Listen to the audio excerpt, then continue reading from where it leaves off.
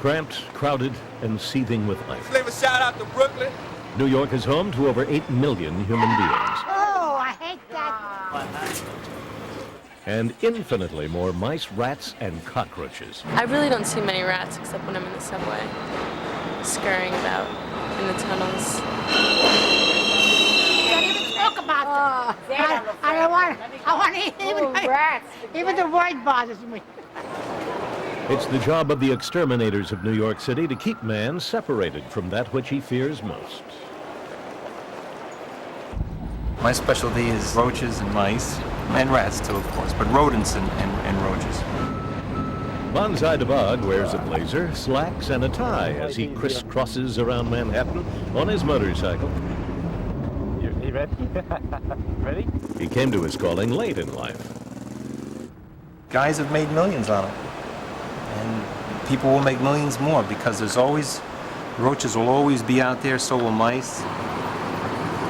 I'm an owner-operator. I come dressed the way you see me now, and which tenants like and which landlords like. Tenant says to me, "Who is that guy?" Listen to this. I said, "That's the exterminator." He says, "That's the best dressed exterminator I've ever seen in my life. What does he do? Take him to dinner?" I said, "Yeah, but they don't come back." I didn't get into this till I was 43 years old, so this is something that I like because it was great for my personality. Normally when Banzai attacks a rat problem, there's more than one rat, but today is different. What we're going to do is we're going to make a huge glue board like 4 feet by 5 feet wide. This apartment building on New York's affluent Upper West Side has one very crafty and elusive rat. And then they just fall into the glue, and then I look like I'm a hero. This one is the elusive rat. From Banzai, it's become a pitting of wills. I'm the anti-elusive son of a bitch that's going to get his ass. A personal vendetta in the timeless battle of man against beast. I like to treat the rodents up here, since it's uptown, in a special way. I like to give them nice, good Budweiser beer and shrimp. And this one is on me because you paid the other day. Sardines and Hershey bar for dessert. Maybe if I can get a hunk of roast beef, I'll put that on there too and give them a well-rounded meal. Here's garbage. He has no problem getting food. He comes in, he visits, he tears up some garbage, and then he goes away. There's a reason why this rodent is here. This has a great life. If there's 5 rats and you get 4 of them, and you don't get that last one, you're not successful. They drink beer, they like beer, they'll throw up after they have enough of it. And rats cannot throw up because they'll choke to death. Mean and horrible death, but it'll work. The beer is out. The traps are set, and now it's time for the trademark weapon, the glue board. It's gonna come up and hit me right in the kisser. Come dance with me. Let's do some damage with this guy. That's enough. And then put food on it. Amazing sense of smell. So they can smell this quite a way off. That's too far over. They can reach and get that. They can smell the glue and this. Now, isn't that sumptuous? Wouldn't you love to have that if you were a rat? Oh, here. Okay. Oh, there's a lock. If you're gonna close it. Yeah. Oh, that's nice. And he'll come right out that little hole and smell all that stuff. Now we'll have to wait and see. And hopefully get caught. Okay. Banzai DeBog has the luxury of choosing his challenges. But on any given day, an army of city pest control workers must respond to whoever needs them in a never-ending battle against New York City's toughest rats. Rats are instinctively smart. Larry Adams is a supervisor of extermination for New York City's Department of Health. His beat is Brooklyn, the same neighborhood where he was born, raised, and continues to live. I like a challenge. Here, like finding where they're at. Ah, you see them? Larry and a coworker are here to bait this empty lot, which is overrun with rats. If you look here, where I brought you to, there are burrows leading right under the sidewalk. The problem is so bad the rats, normally nocturnal, can even be seen in the daytime. These rats carry disease, infection, and what have you. Larry knows what all exterminators know, that the biggest problem stems from the waste that humans leave behind. The food that this woman leaves for cats has become an easy food source for the rats. We still cannot sit down and enjoy the garden because of rats. How are you going to contain this problem if someone keeps putting food out for animals? You see, the rats don't know that cat food is for cats. They think No. The problem is that the cats eat what I'm here. And when I go, I pick it up whatever is left. When you see as many rats as there are here, that means that there's a good food source. And when you look around, there's not any other food source other than what is being put out here for the cats. I'll put up some warning signs now. I'll put Spanish and English signs on the front gate here. Sometimes I go into a building and I run into people that I've known for years, I haven't seen maybe for so many years. And they say, oh, Larry, I got this problem. The rats are coming into my baby's house, baby's room, blah, blah, blah, blah, blah. You want to go that extra mile to make sure that baby doesn't get bit by a rat. We're going back to Bushwick. I have a couple of MDs here, which is multiple dwelling. Larry is heading to Bushwick, Brooklyn, where residents are complaining about rat infestations. Apartment 1R supposedly has active rat signs in it. We're going to check that out.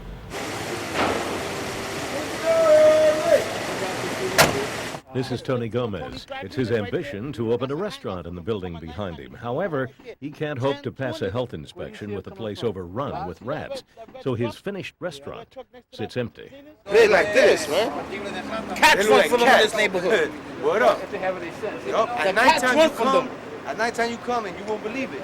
In this building one time, he had to shoot one with a gun because he was in a mouse trap already.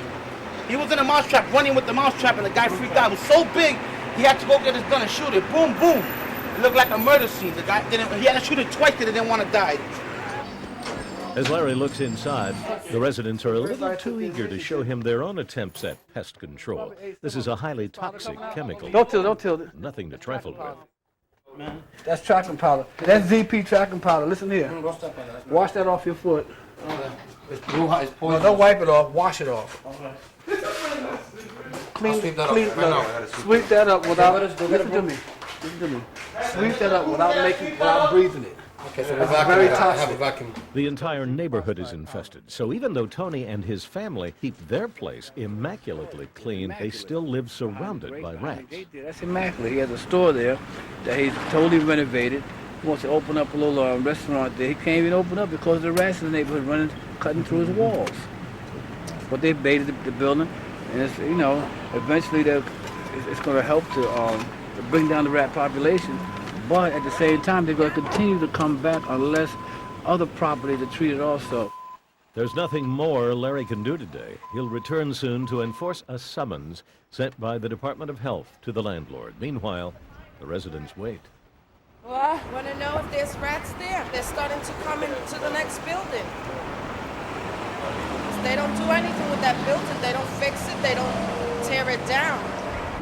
We are fighting a war here. That night, a return visit to Tony's neighborhood shows an all-out war going on. All you gotta do is wait a little while. You see them come out. There goes one over there, a little one. Tony and his neighbors on one side. They go in the night. They come in the back. I mean, it's summertime. You're supposed to. People like hanging outside late and hanging on the front of their house. The rats on the other. Even the peanut butter. These are the little poison blocks we throw. Seen it? Come over here when it's running. We just keep putting poison and putting poison and putting poison. Tastes real sweet, it's like honey. So it's all over the place, and they eat this and they die too. This is every two weeks we get all this.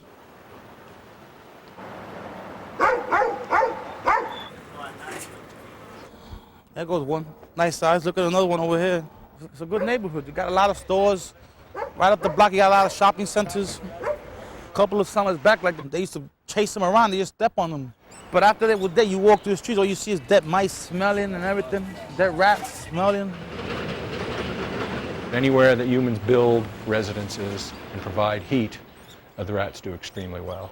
Dr. Katz is an associate professor of animal science at Rutgers University, specializing in rat behavior. Rats do very well in the presence of humans because we're messy and we leave out a lot of material for them to feed. And humans, of course, are a natural predator of rats. If we don't control the numbers, there are not sufficient other predators to do so. Big guy. Banzai has spent days hunting just one rat, and he's been successful. When he had himself a meal, gave him the best there was. Hershey with almonds, too, you know. Even one rat is too many and could lead to an infestation. Gonna have him for dinner tonight. Good. Little stew. You gonna come over? Yes. Ah, hot damn. All right, that's cool.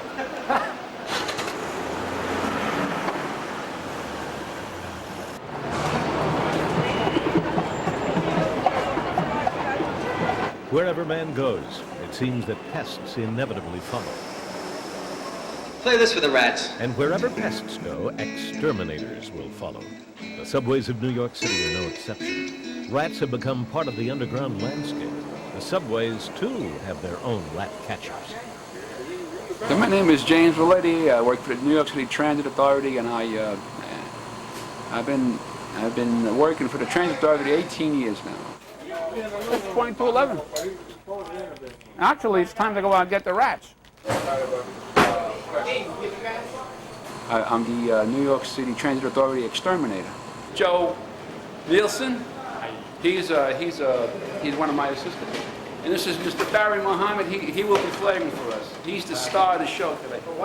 He will protect our lives. I always like my job. I like killing rats.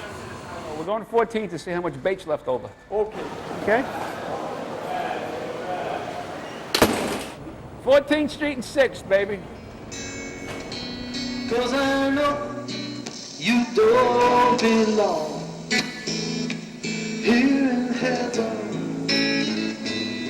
That's the rats. The rats don't belong in heaven.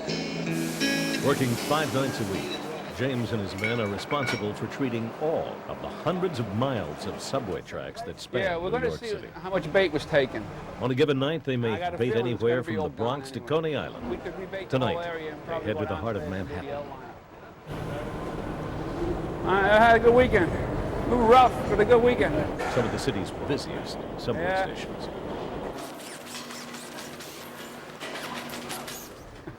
Watch yourself now. Rats pose a major threat to people. They carry a lot of diseases. Rats destroyed half the world's population in the 12th century. The subway rat is different than any other rat because they are so used to people that they actually chase them and they have no fear of people. Toss a little poison over there, Joey. James must put the bait where the rats will find it. That means getting off the platform and getting down on the tracks where they live.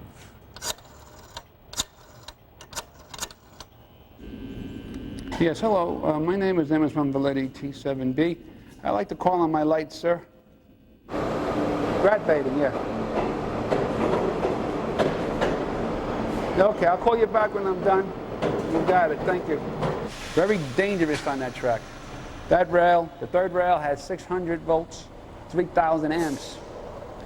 Quarter amp will kill you. 3,000 amps will fry you. That's another problem down here. Drug addicts. Jim? I know, homeless. See, there's some homeless people that live down here. And whenever they clean this area up, rats, you'll find nests of rats in here. Little babies. And the mother runs out, and you might find 2 or 3 nests in this particular pile. It's big enough. It's been known that homeless people have been caught eating dead rats after they ate the poison because they're so hungry. We use a rodenticide. The street name is called Vengeance, and what it is, it's 1/10 of 1% arsenic-based poison. And what it is, it's an anticoagulant, and it actually gives the rat a heart attack. The average human has to eat 3 pounds of this in order to die.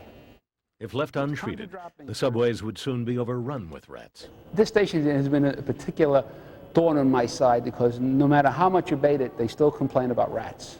The city's overrun with rats. Well, I don't know how much, I mean, I live in the subway system, but I could tell you that I understand there's about 3 to 4 rats for every person in New York. You got droppings all in these holes. I think a big part of that is the way New Yorkers treat their garbage. They don't cover their garbage. Soda cups, they got plenty to drink and plenty to eat. The poison made them a little bit disoriented, and they got their heads cut off. I've seen them cut in half, because that's what the poison does. At a certain point, it makes them all disoriented. The way we prepare this stuff, it works 100%. All we're trying to do is control them. We cannot win the war against the rats.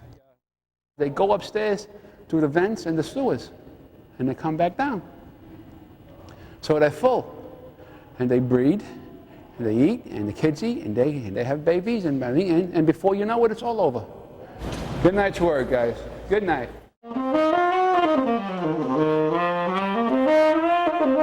My name is Jewel Noon from Sterling Exterminating Company. I've been doing this business since I was 9, working with my father.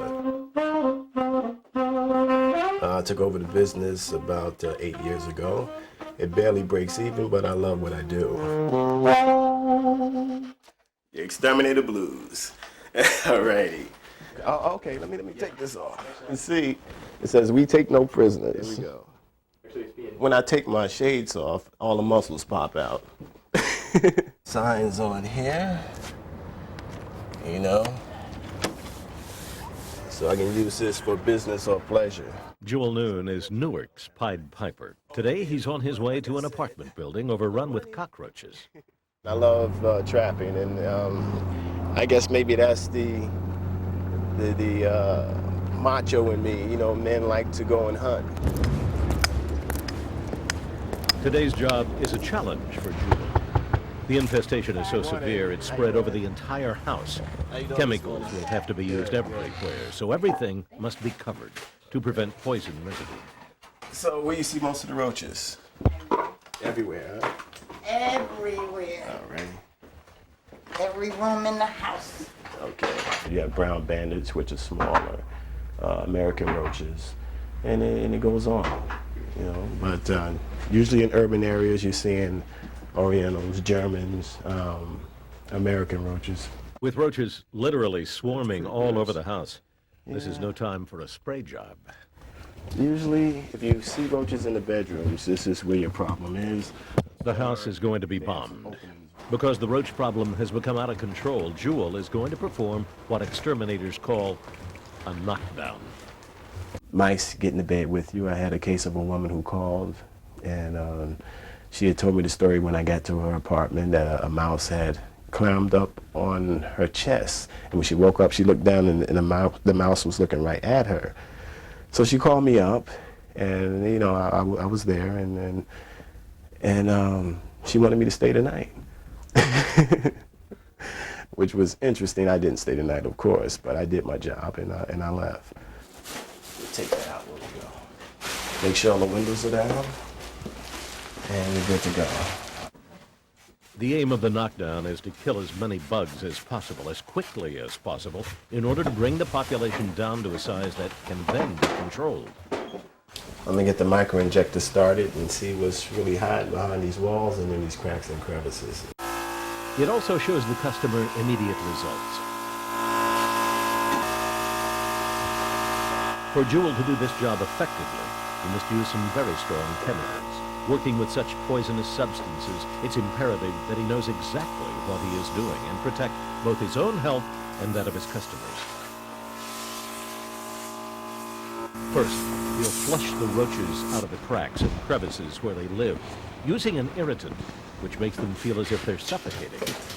Okay, so you spray it, penetrates through their pores, and eventually it'll have pretty much like a nervous type of reaction. And when it's taken all this can take, it will spin around and then line up on his back. It'll kick for a while and eventually stop moving.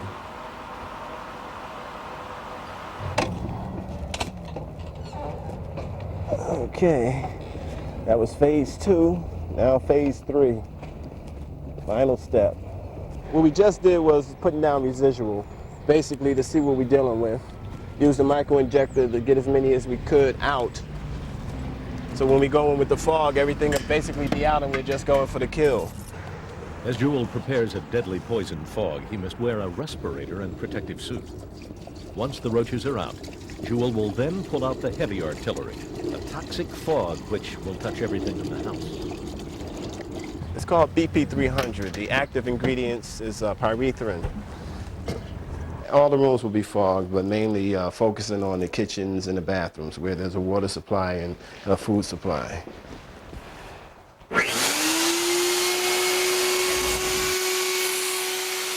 I try to protect myself as well as I can by using goggles, gloves, respirators, overalls. The job is done, for now. The residents must stay out for 8 hours, but they will be dealing with residue from the pesticides for days. It's a list of the chemicals that I used on the back. My number's on the receipt here if you need to contact me, my license, registration. Okay. All right? And we'll call you next month for a follow-up visit. Okay, thank you. All right, you're welcome. You will control, we'll never eliminate. Never eliminate, but we will control, though. That's what it's called, pest control. Barry Glass built a place for himself and his company, Big Apple Pest Control, by being the exterminator to the stars. Bugs and rodents do not discriminate. Even the very wealthy can be plagued by pests. Right now, we're going to an apartment building that has a very severe problem with German cockroaches and mice. There's a drop ceiling in the room where the garbage comes down. It's very dark and dingy. It's very, very hot. At least 100 degrees down there. This is a challenge to us. We're against the ropes now, and they're winning. You know, the mice and the roaches are actually winning this battle, and we're doing a lot of things to fight back. You know, but they're breeding into this wall here. When you have that many roaches on a glue trap, that's bad. And we did a tremendous treatment in here. I mean, severe chemicals. You know, a lot of chemicals. And we're still battling with this. And we got 4 baby mice here. Not every mouse and not every roach is going to walk into glue. There's smart mice, there's stupid mice. There are mice where they'll see one mouse frantically trying to get off and jump right onto the same glue. So go figure. That's the stupid mouse. There's 1, 2, 3, 4, 5, 6 mice on here. This little baby mouse here is only a couple of weeks old. It's alive, it wants off, and it's suffering. Our job is to kill them, because there's no other way, you know, to deal with them, you know. They breed too quickly. We have to send them to heaven. So what I'm going to do is, I'm just going to turn my back to you, and I'll just take care of him, and he's finished now. She's not nervous. Barry likes to spend his spare time with his rather unusual collection of She's pets. wearing her jewelry with a... She has a little girl and a lizard. Barry has an eclectic collection of insects and reptiles that he breeds for use in movies. Cheese and tomatoes and bread, and they like that. When they get to be full grown, they'll grab a full-grown chicken and just grab it and eat it. Barry has another passion, roaches. He claims these unlikely pets help him get inside the mind of his prey. They live a year and a half, sometimes longer. They're kind of feisty. They've just been fed. These roaches are called Madagascan hissing roaches. And they hiss at you. If you follow a roach, if you follow this roach, you see that he's looking for a place to hide, you see? They're all running now, and pretty soon they'll find a place to hide. I breed for movies. I do not kill these roaches. They die naturally, but I don't use insecticide on them. This is my life, and this is what I do for a living. That's a little baby, maybe a week old. The deeper you dig, it goes on forever. That's why I say sometimes it gets out of hand.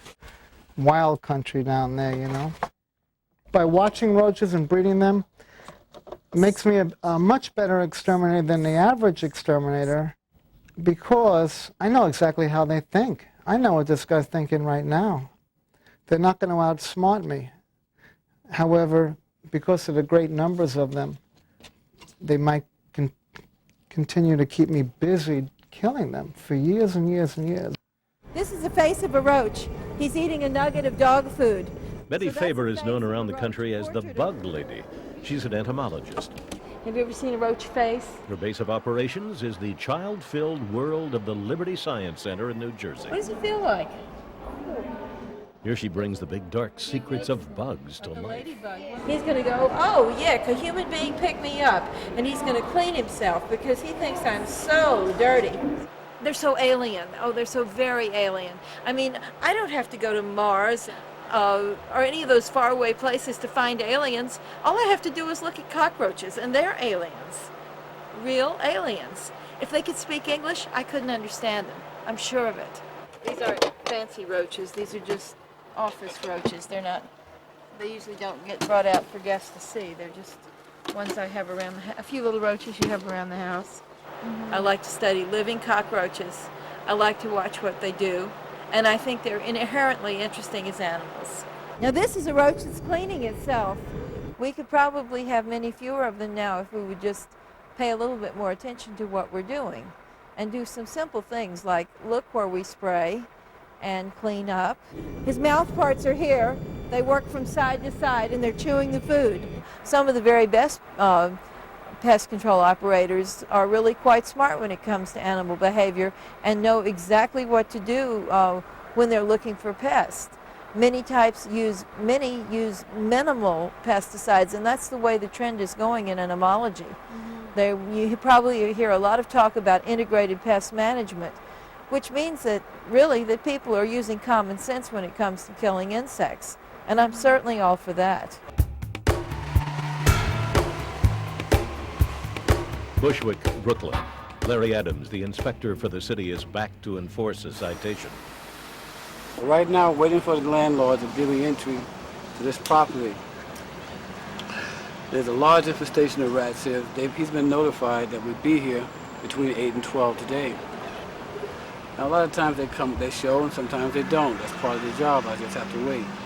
If he doesn't show, I'm still going to take it upon myself to bait these exterior holes here, and at least try to knock down the population some. And I want to get into this back property over here also, that they're very active in that rear yard, and they're crossing back and forth through people's property. So I want to cut that off as well. Across the street, Tony and his cousin are dealing with their own exterminator, their pet Rottweiler, Sapphire. Inside! Inside! Sapphire killed it. She always kills one like every other week. She's always killing them. They come in here, it's like a death sentence for them, because it's guaranteed she's gonna get them. Good girl, Sapphire, good girl. Crazy, you can see the bite holes, man. Hey, get a bag or something, hey. Good girl, Sapphire, good girl. Got another one. Hey, put the glove in there, too.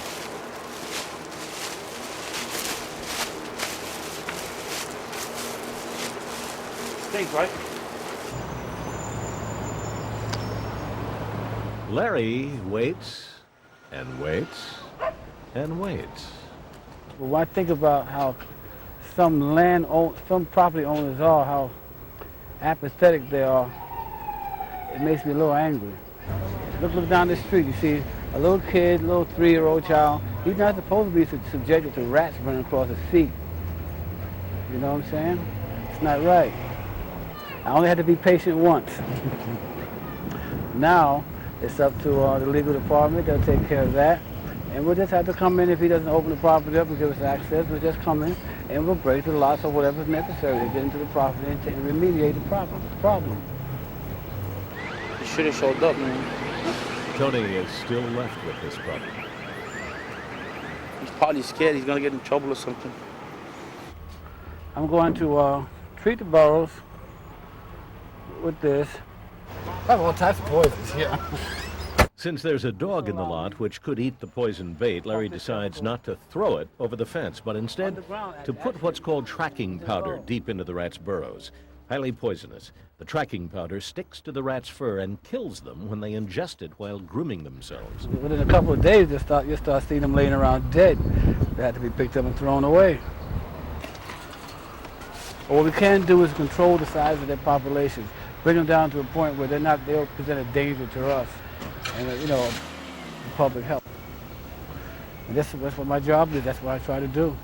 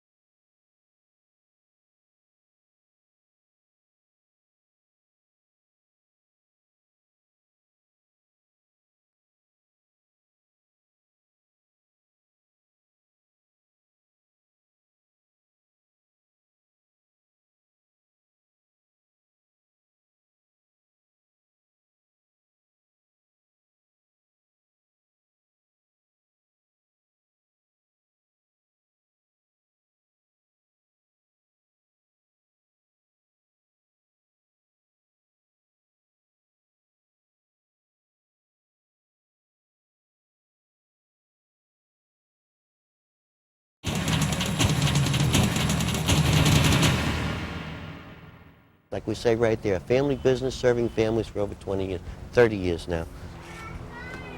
Come on in. Walter Schroeder runs his family business, Ban the Bug, out of his Long Island home. This is my daughter, Jennifer. Jennifer's been working with us for 12 years, 13 years. And staffs it with family members. That's my son-in-law, Richie. He's back there working on some of our equipment. He comes in and hands out once in a while. And the real boss is right around the corner here. Jacob, say hi. This originally, when we moved in here, this was a den, and then this was like a bar that we did, and we had meals down here, and over time, both the business and association issues have taken this over. Walter is an exterminator's exterminator, taking great pride in the work he does. This is the office of Ban the Bug. People in this office is my wife, Lisa, Hi. with a Z, my son, Caesar. As the president of numerous pest control associations, Schroeder takes an active role in looking out for the interests of his people. Of the encyclopedia from the National Pest Control Association. The wall's got some plaques and things that people were kind enough to give me.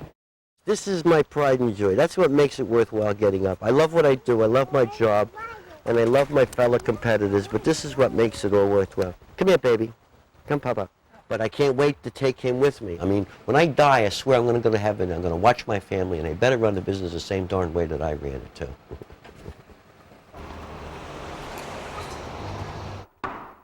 As he does his rounds in Jersey City, Luciano Marquez sees his customers as his extended family.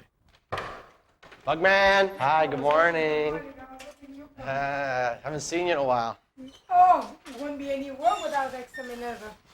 You won't be very happy. The truth is, exterminators like Luciano see parts of our lives we'd only show our closest friends. Where my little friends might be hiding. They're having sex. They're copulating. Try to think like a roach and do like a roach, and then you kill the roach.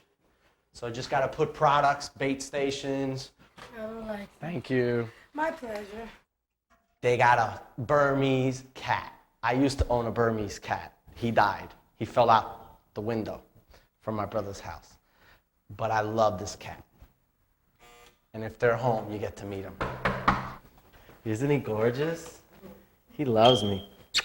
And I can't take him. Where's his mommy? Hi, Exterminator. Oh, tight fit? When you walk into somebody's apartment and you see a can of Raid sitting on top of the counter like that, It's either a hint from them that they got bugs. There's one running right there. Luciano's demeanor, friendly, easygoing, and not a bit judgmental, makes people willing to let him into their apartments and into their kitchen cabinets. And people call me Buggy instead of calling me Luciano. That's the really sad part. Some people saw roaches, some mice in the building, so I have to work a little harder to get rid of them. This right here is the battleground I call. This is where I call all my customers. It's like a family to me. I mean, I love my people. Oh, come on. Lighthearted as they may be, exterminators do kill for a living. That makes people like Jewel Noon search for a philosophy within their chosen profession. The job that I do speaks about my character. You know, it's like an artist. What he presents is who he is. So what I do is who I am. So I try to do the best job I can do. Jewel works with his sister, Patricia. You take this ladder off by yourself? I don't touch that ladder. I let the guys do it. Don't be messing with that ladder. Hi, I'm Patricia. I'm the other half of the business. The better half. The better half. Put down some new traps. And you need your super chunky peanut butter. They're usually like Jif, but Jif costs about $2 more than that. So. Not every pest situation requires a kill. Today, Jewel is out to catch some bothersome squirrels. Going to take them away. I'm going to put down 2 more cages.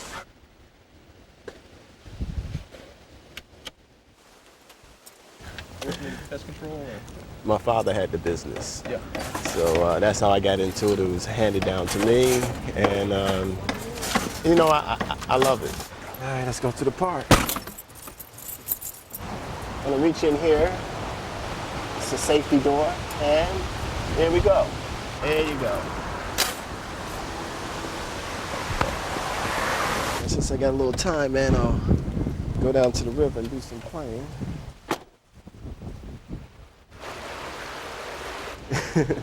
Pied Piper of Newark.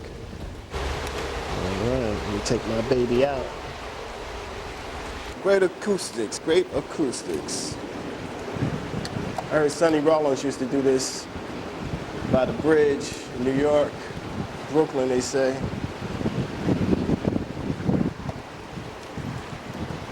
Okay, let's see what we get.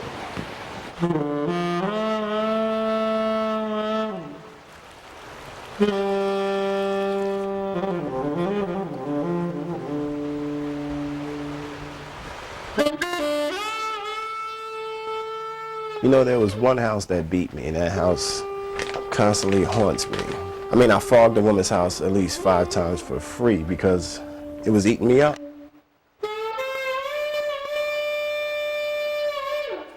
And no matter what I do, I come back, it'll be the same amount of roaches. And it still haunts me today. So I just burnt the house down. No, I'm only kidding. Let it go.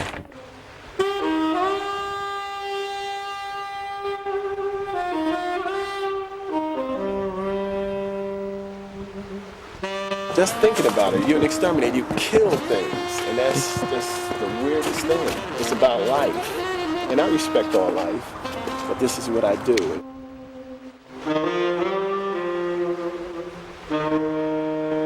Something about exterminators, I think, a little touched in the head. Here we go! While exterminators tend to be a solitary lot, they do get together once a year for the annual clam bake and clinic.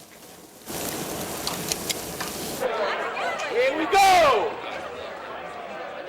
State line pest control! Larry Rosenbaum! It's at events like these that exterminators get to talk shop and maybe check out a new mousetrap. It is now pheromone enhanced.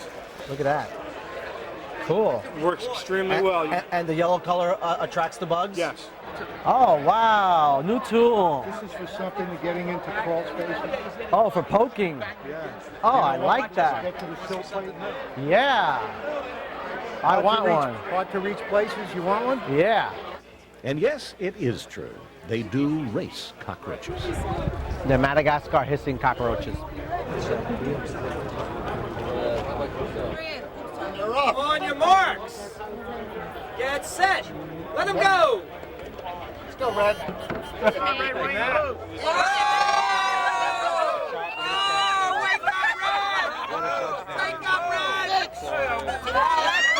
all cousins, they're all. Go, yeah. But at the normally fun-filled clam bake, the exterminators are dealing with some serious issues. Now I'd like to turn our attention to the environmental community. They have a different objective altogether. Remember, they view pesticides as Exterminators, it seems, may be on the verge of extinction. involved in implementing legislation for the complete elimination of pesticides by the year 2000 on all city properties in the city of San Francisco and all of Albany County, New York. I think the problem is enormous, and it's different from other environmental problems in that it's purposeful poisoning. Judith Hank is an environmental activist with NYPIRG, the New York Public Interest Research Group. Increasingly, people concerned with the safety of toxic chemicals feel that exterminators need to give up their reliance on dangerous substances. You look at pesticides, and this is the purposeful application of known poisons. These products are purposely designed to kill or repel living things. I'm not an idealistic person that thinks we can be like we were in Plymouth Rock, land on the rock, throw a sheet over our head, and walk through the forest and live forever and ever. Because if you look back in history, average life expectancy for Plymouth Rock was 13 years. Average life expectancy now is 75 to 78 years. And pesticides are broadly responsible and widely responsible for that extension of life. I'm not here to defend rodents and roaches. I think if you've got a pest problem, you've got to deal with it because there are some health risks associated with that. But I think there are effective ways to deal with pest problems without poisoning yourself and the people who are going to live or work in the area that's treated. Exterminators have a vested interest in in promoting their industry. And while I'm sure most of them have the best intentions, the fact remains that no one needs to put down poison to get rid of animals who are in their homes. There are much more humane ways to deal with the problem. I think we do owe rats a certain amount of respect, and that means treating them kindly. I think if they were smart and they really wanted to tap into a growing market, they should get into the area of non-toxic pest control, where I think there's a growing consumer demand for. I'll do whatever it takes. The point is, if it gets to the point where there are no pesticides, they're still going to have to pay somebody to do the work. So if they pay me or they pay another guy, it's still, they have to pay us. Even if they got their way, it's not going to last. Because the diseases are coming, the communicable diseases are coming. Like it or not, they're coming. Lyme disease, hantavirus, encephalitis, which we're having cases of, all of these things are on the rise all through the country. And all of a sudden, bango, it's going to come out all at one time, and then you're going to be running around trying to grab exterminators, and there's not going to be enough of us left because we got disgusted and moved on to other things, or we're into other places where they're not so regulated.